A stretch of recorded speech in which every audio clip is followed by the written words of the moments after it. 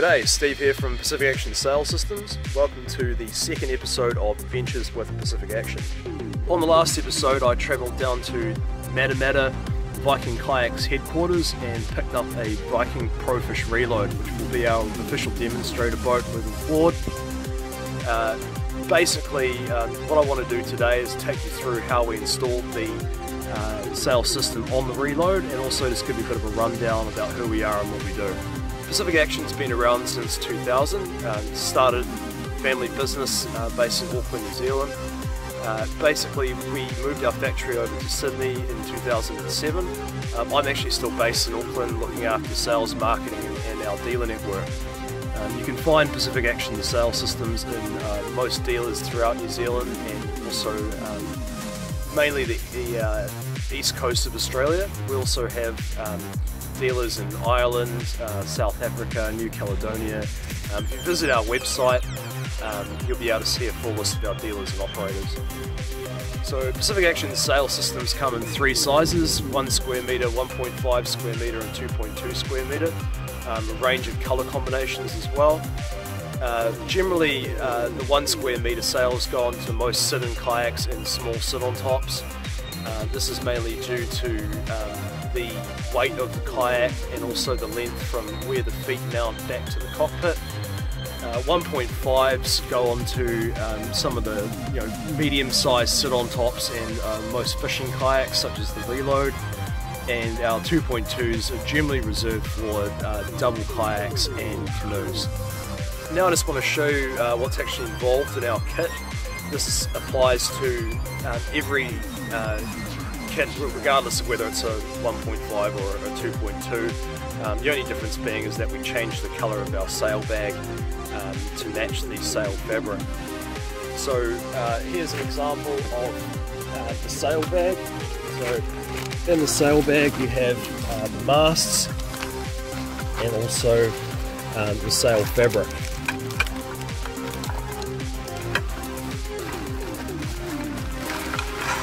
We also have a universal rigging kit which allows our sail systems to be fitted to pretty much any sit-in or sit-on top kayak.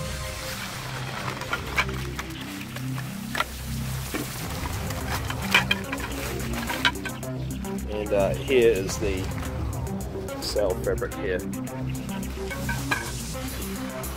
So the great thing about the size of these is that it will fit inside the storage compartment of most kayaks, and our sail system can be broken down really easily, just within minutes, put into this bag as such and loaded away for storage. Within that universal rigging kit you have all the hard points that you'd ever need to fit up to a kayak or canoe. This includes webbing anchor points, stainless steel, snap hooks, cable ties and hard saddles. We also supply blind rivets so that you don't actually need to be able to get inside the compartments if you need to install hard points. We also have the shock cord, which gives the tension to the system. You note snap hook on there, and also a saddle which goes through the pre-drilled holes in the mast, and trimming line. You can cut off a couple of lengths of this to make loops in some cases, if you've got enough existing hard points and don't want to drill holes in your boat. Just want to give you a quick rundown on the tools that you'll need to fit our Pacific Action sail system to any canoe or kayak.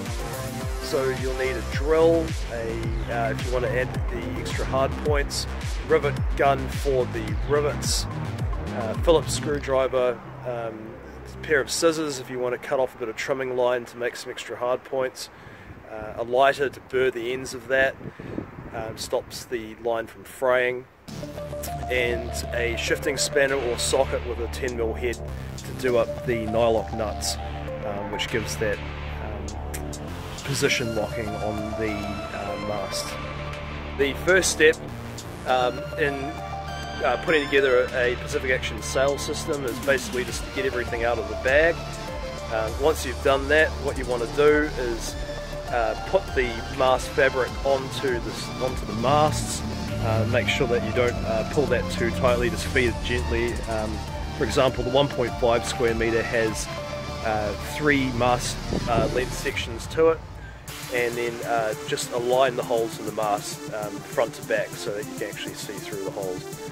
Okay, so once you've got the fabric onto the mast poles, what you want to do is place the mast poles into the feet. You'll see that you're going to just use a little bit of pressure and they'll slide right in there. Once you've done that, what you want to do is basically take the bit of shock cord with these plastic snap hook on it and loop that through the gap in the feet and then clip it back onto itself, and that'll help keep tension in the bottom of the sail fabric and stop it from sliding up the mast like so.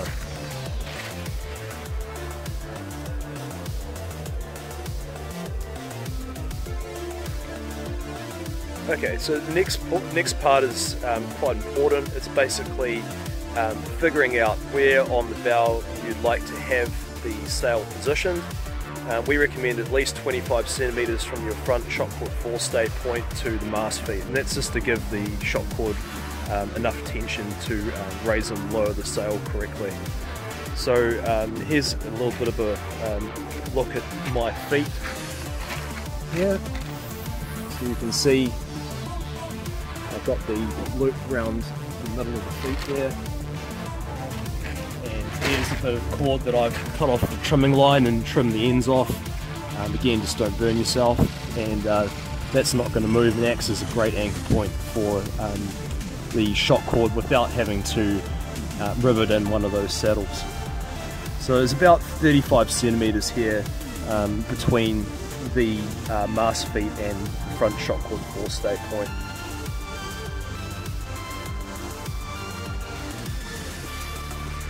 Okay, so once you've figured out where you want to have the mast feet positioned, the next step is to place the sail with the feet on the bow of the boat and spread the masts until the feet are flush on the deck.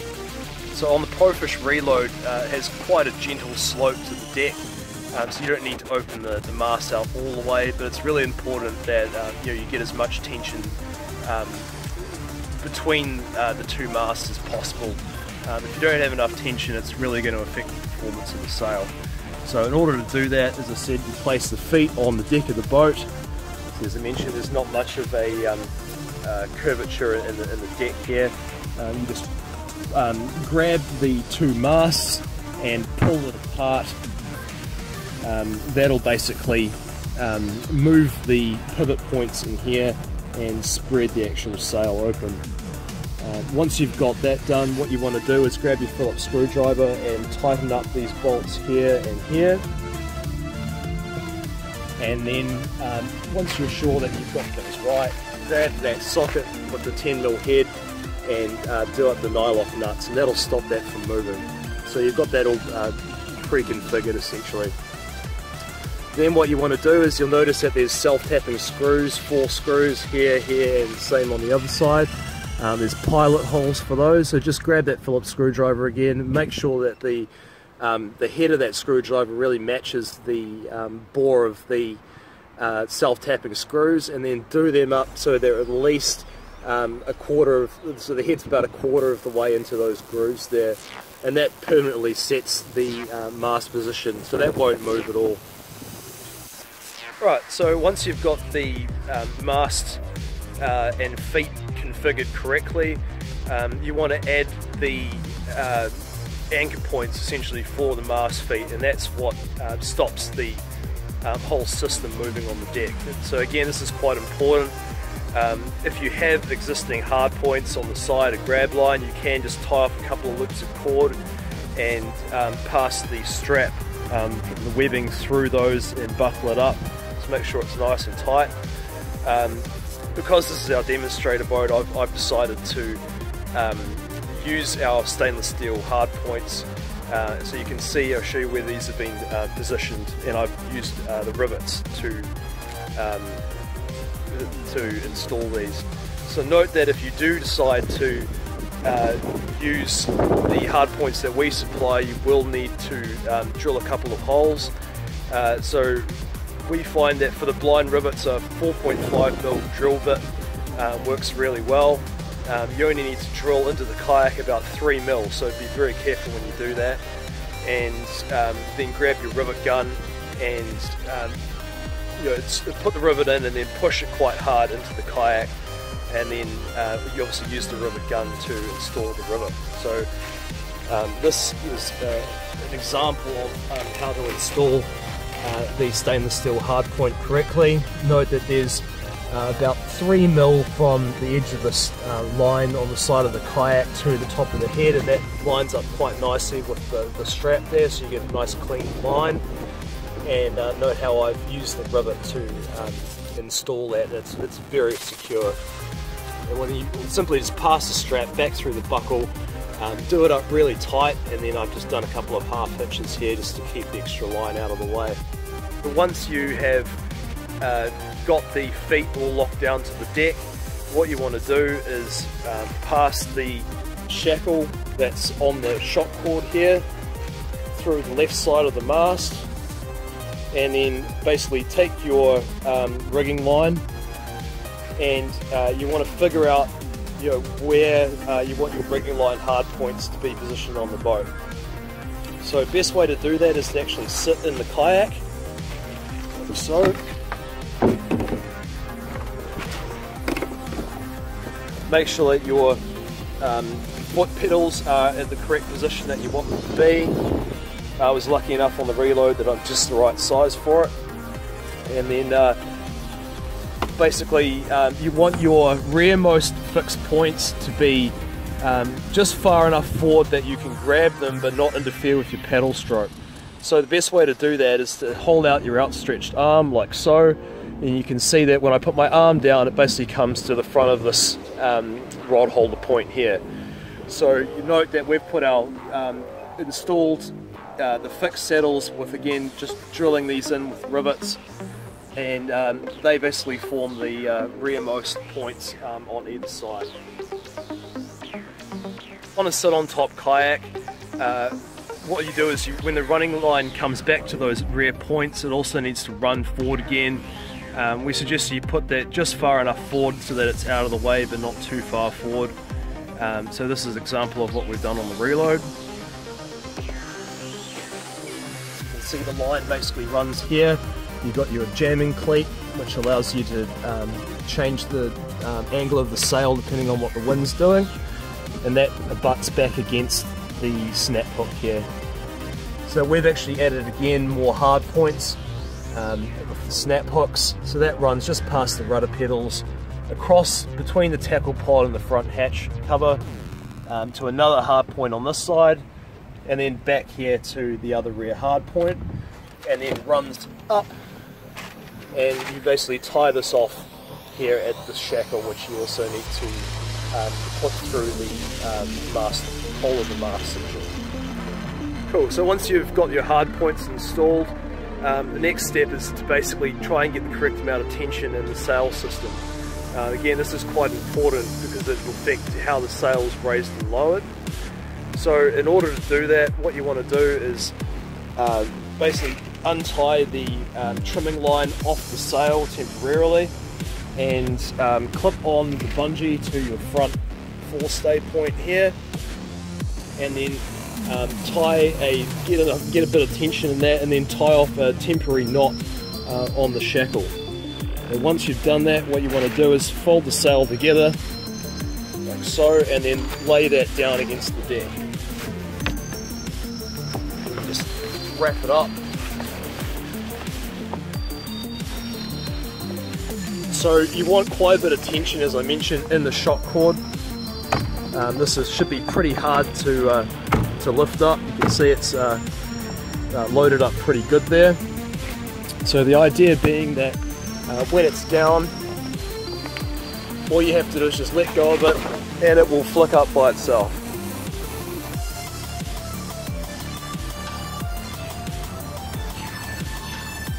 So once you've figured out the correct amount of tension there, what you want to do is cut off, and again using that lighter to trim this down to the correct size, and then use a couple of cable ties as per what comes on the original shock cord there, and just basically make it the same so that's all locked and secure. So then what you want to do is add your trimming line in. So as I mentioned, the tension comes from the shock cord. This is really about getting the correct length in your trimming line. So run it down from the left hand side back through your system as you set it up, and then bring it up here and tie it off once you've got sufficient tension in the line. So you can trim that off if you want to. I've just left it how it is for the time being. And then the idea behind this is that once you sit in the kayak, all you got to do to adjust the angle of sail is just pull on the actual trimming line, like so. So it is possible to actually sail upwind with the Pacific Action sail. That's achieved by use of the jamming cleats on your trimming line. So all you need to do that is pull on the line on the inside here and then lock it off with the snap cleat, which then runs along the line and sits against the snap hook. And as you can see, the sail is now positioned for upwind.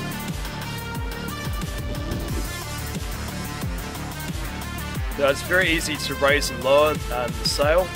All you've got to do is just grab the trimming line that runs up to the saddles on the mast and pull it back towards you like so.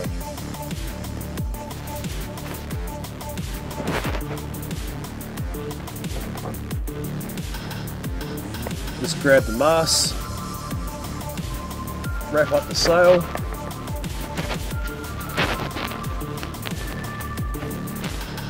then this will just sit off to the side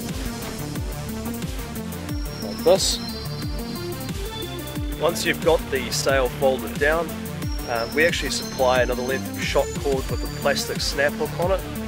This is great on the Reload. You can actually just tie this around to the handle here. There's the snap hook.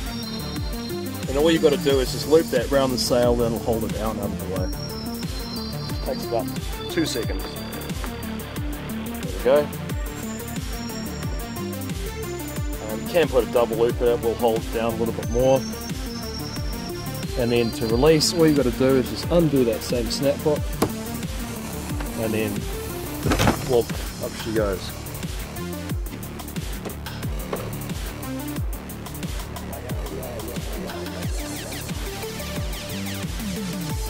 Once the sail is folded down, even though that the sail mast actually come over the top of the lip and run down here over the top of my feet and tied off with the stay here, this doesn't actually affect my rudder at all.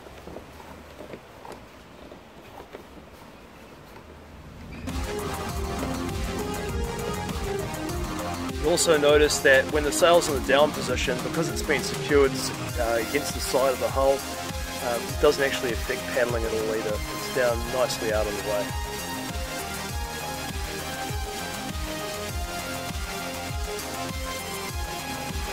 I hope you have enjoyed this episode of Adventures with Pacific Action. Next episode will be actually trying the Reload out on the water with the 1.5 square metre Pacific Action sail. Really looking forward to that, so I hope you'll join us next time. Thanks for watching. Bye.